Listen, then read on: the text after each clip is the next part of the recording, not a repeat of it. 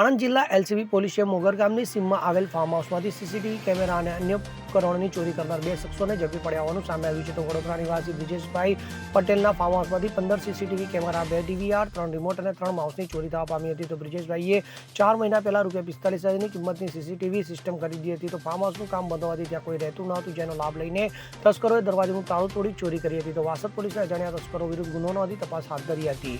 તો બાતમીના આધારે જિલ્લા એલસીબી પોલીસે મોગર બસ સ્ટેન્ડ પાસેથી રવિ વિષ્ણુભાઈ પરમાર રહેવાસી વડોદરા અને મંથન સીતારામ કોડી રહેવાસી જલગાંવ મહારાષ્ટ્રની ધરપકડ કરી હતી. તો પોલીસે આ બંને આરોપીઓ પાસેથી ₹21,600નો મુદ્દામાલ જપ્ત કર્યો હતો. તો વધુ તપાસ માટે બંને આરોપીઓને જિલ્લા એલસીબી પોલીસે વાસદ પોલીસ મથકે સોંપી દીધા હતા.